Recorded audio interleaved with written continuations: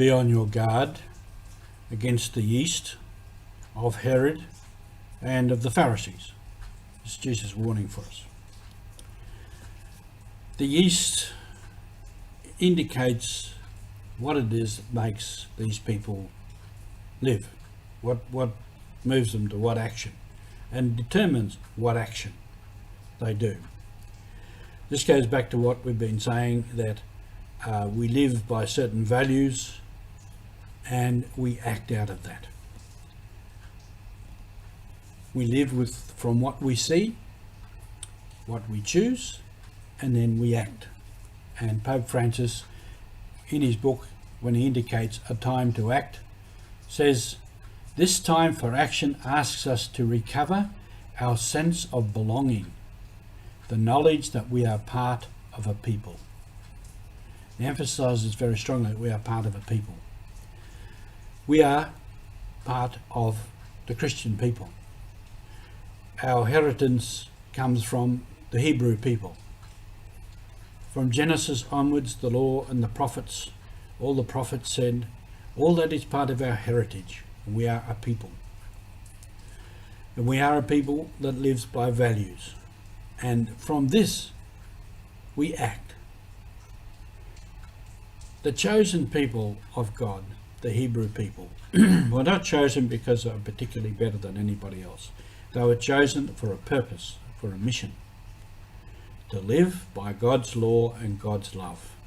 To live the way God wants human beings to live. As an example to all the rest of the world.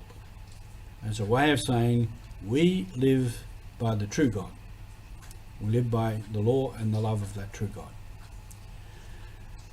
And we as Christian people, we inherit that mantle, that heritage.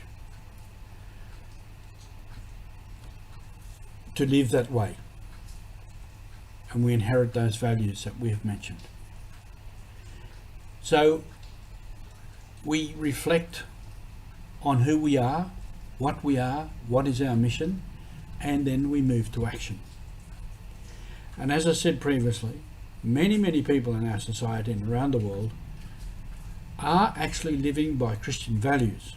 They may not go to church, they may have a lot of hang-ups about, they may not even believe in God, but these values are inherent in our society because it has been based on Christian principles. And even if we say a lot of people don't go to church, in some ways the church has done its job. It's inculcated all these Christian values into society, into the minds of people, into the very hearts of people. So now many people are saying, no, this is wrong, these people are being wronged, this is unjust, we must correct it. If government law and all these things are not in place, then we have to make them in place, we have to put them in place, we have to make sure it happens. This is what inspires us, this is what living out the Christian life is in the world today. It's a big job. But each of us in our own way needs to reflect and say, what are my values? What do I live by? What can I stand up for? What can I advocate? How do I treat people? How do I see people? And then how do I act? What action comes from that? In Papua New Guinea and Melanesian society, they have a strong value of community. And they act out of that. If something is against the life of the community, threatens the community, they act on that. And they have obligations towards one another. So that if a family member or a relative or someone asks us for something, we are obliged to help. That's a value. They live out of a value and they act out of the value. And in many ways we might, as outsiders, we might see a very strange way of acting. But from within the culture, within the value of the people, it's a very sensible way of acting. And so we are called to this type of action.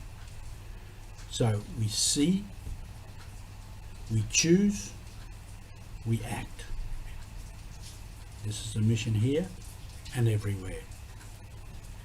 Continue our mission as we lead into Lent, and time to perhaps assess ourselves with all of these things, so that we can lead into Lent in a period of change and assessment of our life. Thank you.